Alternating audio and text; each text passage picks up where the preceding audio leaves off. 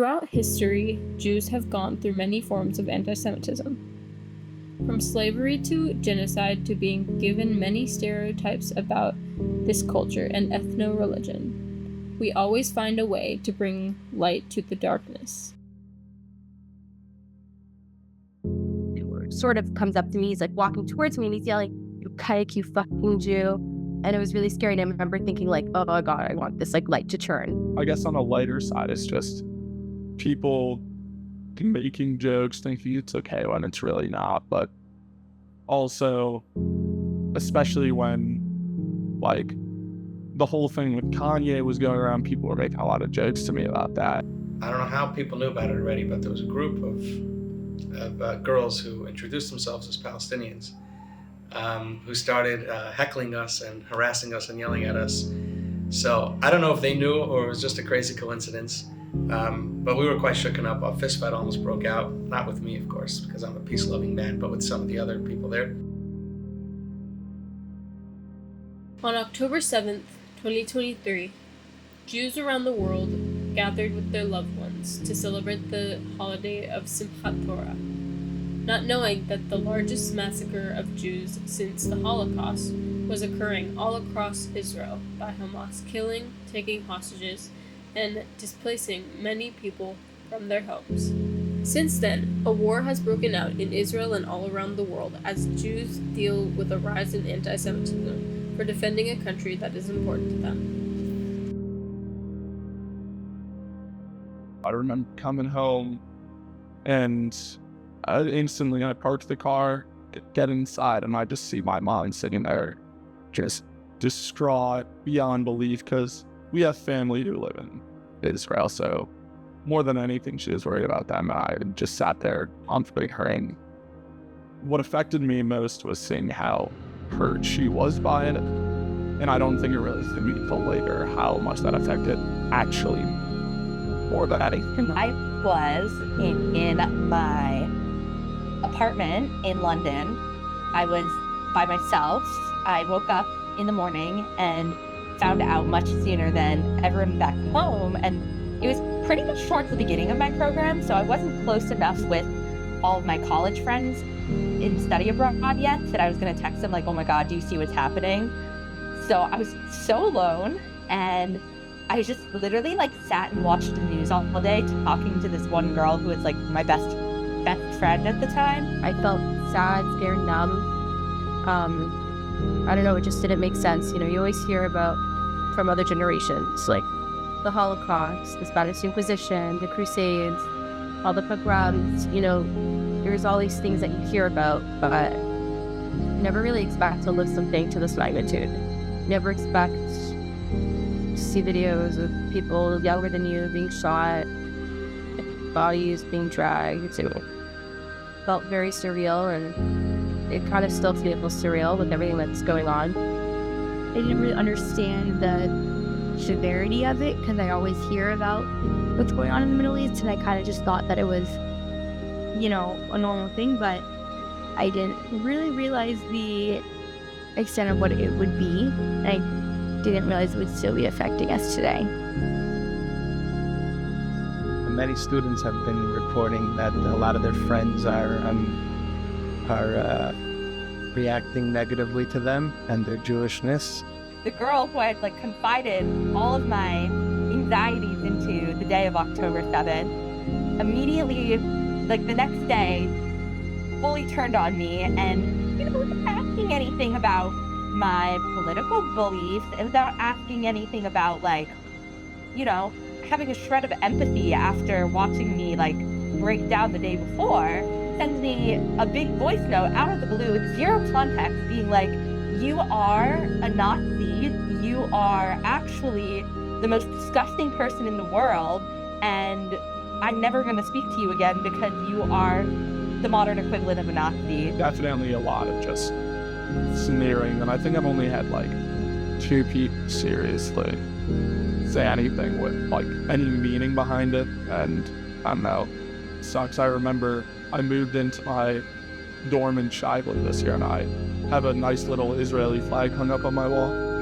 and I was very proud of my dorm because I think it's the coolest thing ever. But I remember taking a picture of it, putting it on my Snapchat story, and just someone didn't even know I hadn't had it swiped up, just saying bad stuff about Israel and Jews, and yeah.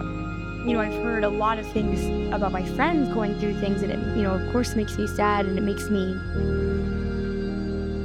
scared, a little bit, to proudly, vocalize my Jewishness. I never know what people are going to think. So I kind of stopped, mentioning it a little bit. I can't even begin to describe all the different anti-Semitic acts I face. I mean, it's literally every day, multiple times a day. I have things in my backpack that say let my people go, and never again is now, and the hostage ribbon that actually a former hostage gave to me. Very cool story. And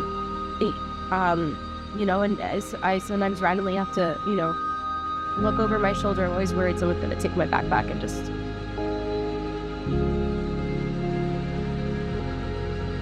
So you have to focus on being yourself and focus on your own community and on your inner self, rather than make your identity around how other people feel about you. You just try to be there, because in unity there's strength. So being there, smiling, praying, being there for students. So whether it's sisterhood event or a Shabbat dinner or any of the holidays, I just really make sure to go out of my way to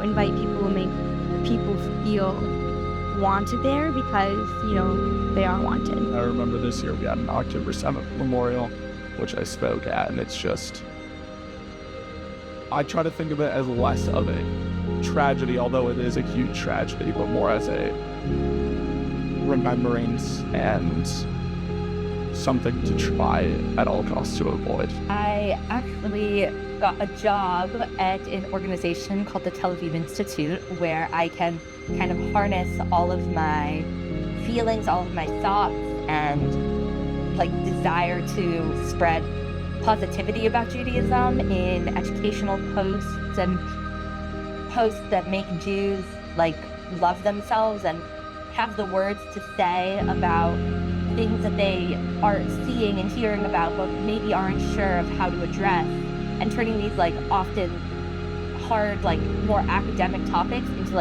easily digestible information that Jews can read and go oh, that resonates with me.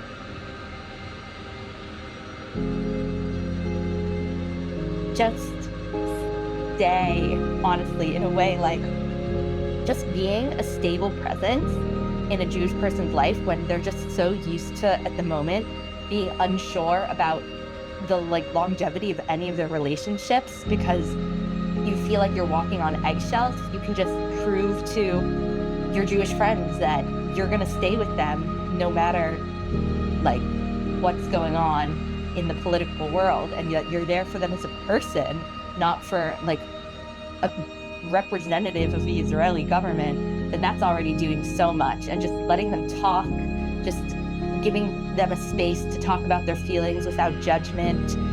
It's so big. It seems like something so small, and I think because it's almost something that is pretty small, literally just not leaving and letting your friends speak, that seems small, but it goes such a long way. And the people who've I've become much closer to in the last year, it's been because they're I'm not gonna just leave you because of something happening in Israel, and I'm here to listen to you. And that is the most reassuring thing that anyone can ever do. Just being able to have our space for ourselves is so important. Should not try to assume that Jewish students' opinions on any political matters. You don't have to do anything, just treat this how you would something else. Judaism is a very moral religion, and we're not just a religion, we're a culture and an ethnicity.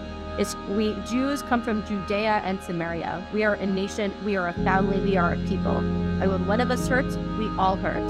So right now, we are all hurting. Even if there weren't crazy anti-Semitic acts happening in Canada, just alone from what's going on in Israel, I'm hurting. So we're hurting on all fronts, and we need as much help as we can get. So don't be scared to ask questions. come to us, be open, talk to us, let us know you're here for us, and try and also get on the student unions if you can. Get on the student governments, because we need people that will be able to help counteract crazy referendum questions and crazy strike movements. We need those people, and you're probably easier to get elected than a Jew right now. That's the honest truth.